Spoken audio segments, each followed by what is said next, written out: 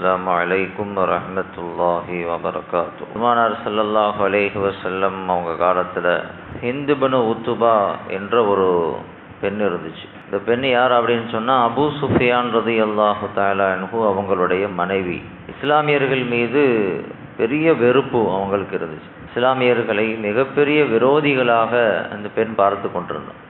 அதுவும் குறிப்பாக பத்ர் போர்க்களத்திற்கு பிறகு இஸ்லாத்தின் மீதும் இஸ்லாமியர்கள் மீதும் வெறுப்பு, கோபம் அந்த பெண்ணுக்கு அதிகமாயிடுச்சு.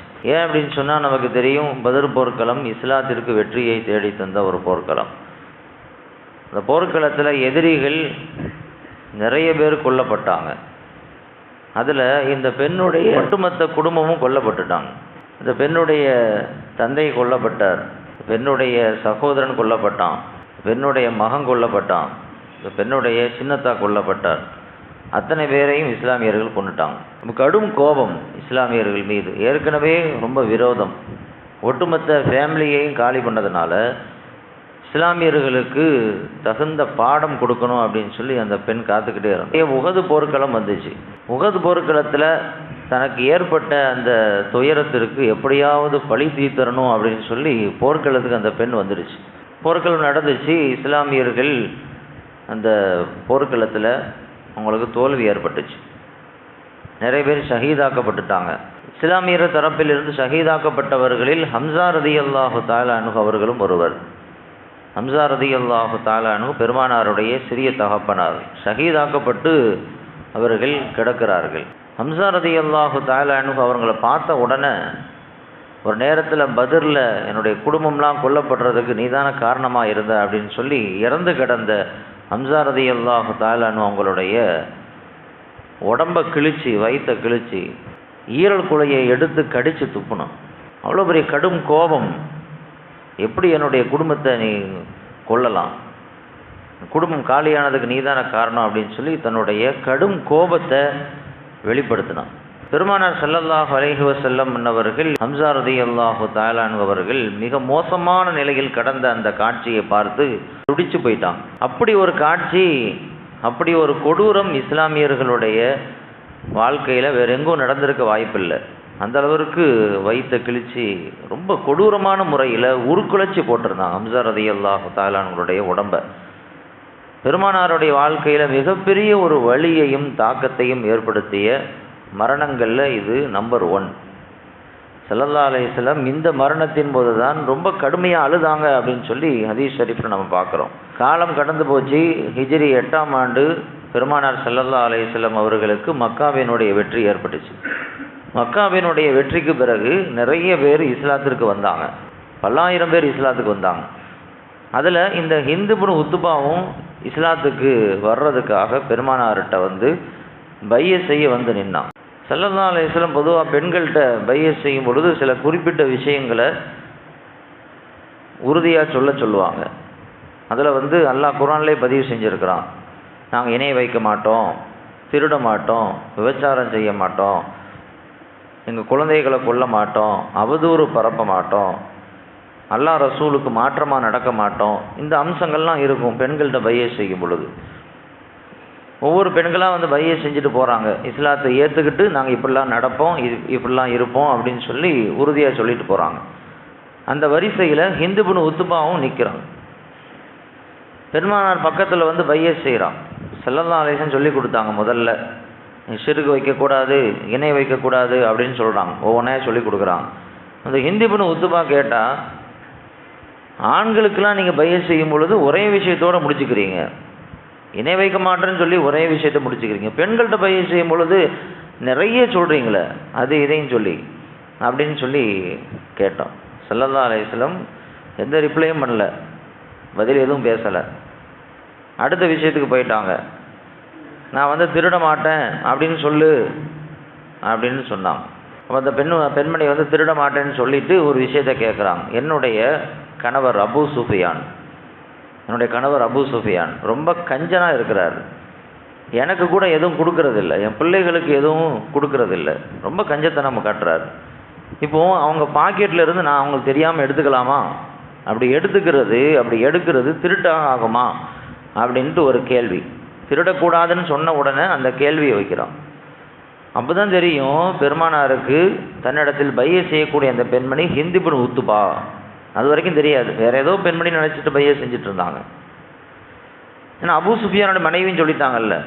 அப்போ தன்னிடத்தில் பைய செய்யக்கூடிய பெண்மணி யார் அப்படிங்கிறத பெருமானார் ஸல்லல்லாஹு அலைஹி வஸல்லம் அப்பவும் புரிஞ்சுக்கிட்டாங்க.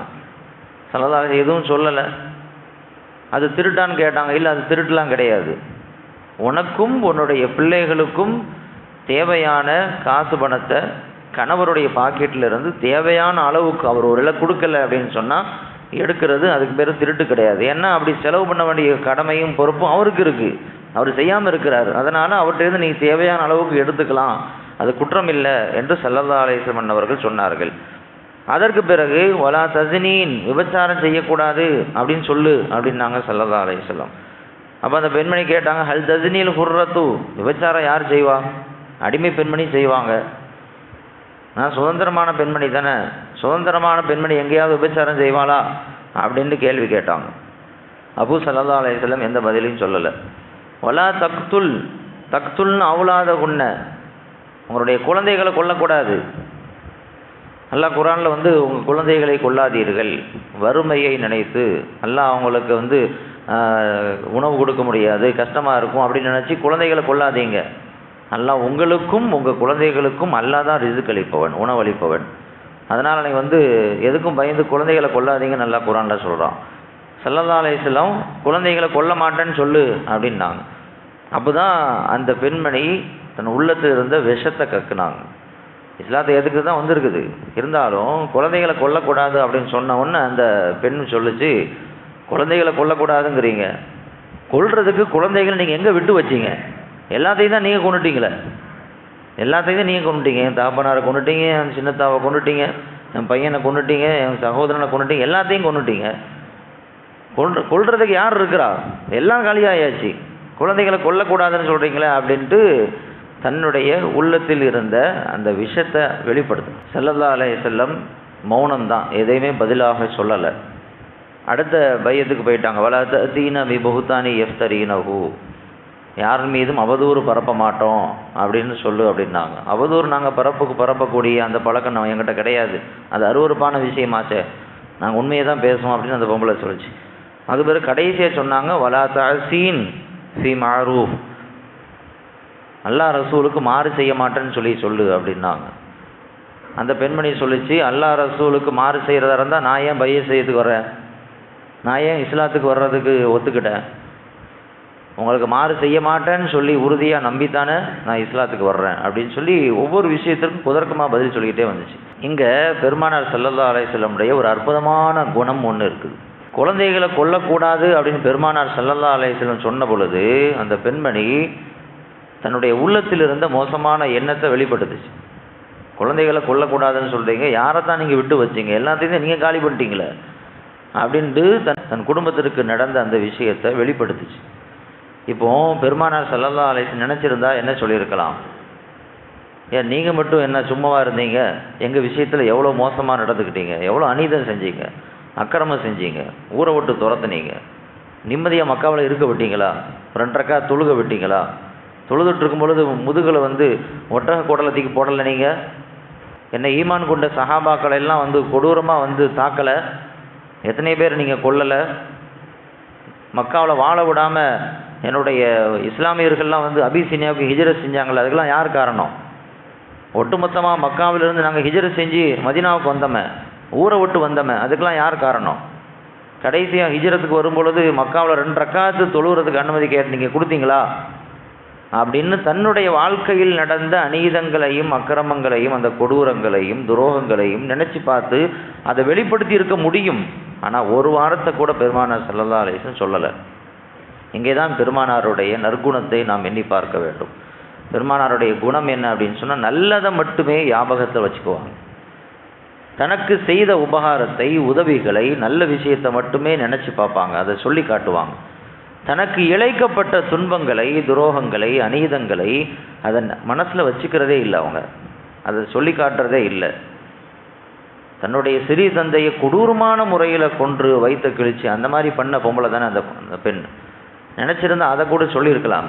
அல்லது என்கிட்டே வராத, இந்த மாதிரி காரியத்தை செஞ்சுட்டு இஸ்லாத்துக்கு வர்றன்னு நினைக்கிறியா, நீ தூரப்போ அப்படின்னு விலக்கி விட்டுருக்கலாம். ஸல்லல்லாஹு அலைஹி வஸல்லம் எதையுமே எண்ணி பார்க்கல. தனக்கோ தன் குடும்பத்திற்கோ செய்த அந்த விஷயங்களை எல்லாம் கொஞ்சம் கூட எண்ணி பார்க்காமல் எல்லாத்தையும் மறந்துட்டு சிரித்த முகத்தோடு அவர்களை இஸ்லாத்திற்கு வரவேற்றார்கள். அவ்வளோ விஷயத்தை பேசும்பொழுதும் ஸல்லல்லாஹு அலைஹி வஸல்லம் முகத்தில் சிரிப்பு மட்டுமே இருந்தது என்று வரலாறு பதிவு செய்யப்பட்டிருக்கு. எவ்வளோ பெரிய நற்குணம் அது! சின்ன விஷயத்தை கூட நாம் மறக்கிறது இல்லையே. நம்ம குடும்பத்திற்கு நமக்கு ஒருத்தர் ஏதாவது ஒரு கட்டத்தில் துரோகம்லாம் செய்யலை, ஒரு முக்கியமான நேரத்தில் உதவி செய்யாமல் போயிட்டாருன்னு வைங்களேன். ஒரு கடன் கேட்டோம், கொடுக்கல. கடன் கொடுக்க முடியும் அவரால், ஆனால் கொடுக்க மாட்டேன்னு சொல்லிட்டாரு. ஆனால் அந்த விஷயத்தை விஷம் போல மனசில் வச்சுக்கோமா இல்லையா? ஒரு நேரத்தில் கடன் கேட்டேன், கொடுத்தியா நீ அப்படின்னு கடைசி வரைக்கும் அதை மறக்காமல் வச்சுருப்போம். நல்ல விஷயங்களை மட்டுமே நினைத்து பார்க்க வேண்டும், கெட்ட விஷயங்களை மறந்துடணும். இதுதான் நல்ல மூமின்களுடைய அடையாளம். அல்லாஹ் நினைவுகளை கொடுத்துருக்கிறான், ஞாபக சக்தியை கொடுத்துருக்கிறான், அதே அளவுக்கு மறதியையும் கொடுத்துருக்கிறான். ஒரே அடியாக மறக்காமல் எல்லாத்தையும் ஞாபகத்தில் வச்சுருக்கிற மாதிரி ஒரு நிலையை ஏற்படுத்தலை. மொத்தமாக எல்லாத்தையும் மறந்துற மாதிரியும் மறதி அல்லாஹ் கொடுக்கவும் இல்லை. ரெண்டையும் சரிசமமாக கொடுத்துருக்கான். எதுக்கு தெரியுமா? நல்ல விஷயங்களை ஞாபகத்தில் வச்சுக்கணும், கெட்ட விஷயங்களை தூர வீசிடணும், மறந்துடணும். நமக்கு செய்த அநீதங்களை பூரா ஞாபகத்தில் வச்சுக்கிட்டே இருந்தோம் அப்படின்னு சொன்னால் மகிழ்ச்சியாக இருக்க முடியாது, சந்தோஷமாக இருக்க முடியாது. பார்க்குறவனை பூரா விரோதியாக தான் பார்ப்போம். எத்தனையோ பேர் நமக்கு உதவி செஞ்சுருக்க மாட்டாங்க, நம்ம விஷயத்தில் அநீதமாக நடந்திருப்பாங்க, நம்மளை திட்டி இருப்பாங்க, ஏசி இருப்பாங்க, நம்மளை காயப்படுத்தி இருப்பாங்க. எல்லாத்தையும் மனசில் வச்சுக்கிட்டே இருந்தோம் அப்படின்னு சொன்னால் யாரை பார்த்தாலும் நமக்கு நட்பே வராது, அவங்களோட பேசணுங்கிற எண்ணமே வராது, சலாம் சொல்லணும் அப்படிங்கிற எண்ணமே வராது. எல்லாத்தையும் மறந்துடணும். கெட்ட விஷயங்களை மறந்து விட வேண்டும், நல்ல விஷயங்கள் நினைவில் வைத்துக் கொள்ள வேண்டும். இது பெருமானார் நற்குணமாக இருக்கிறது. அல்லாஹ் ரப்புல் ஆலமீன் இந்த உயர்ந்த குணத்தை நமக்கு வழங்குவானாக. வா குர்தானா அல்ஹம்துலில்லாஹி ரப்பில் ஆலமீன்.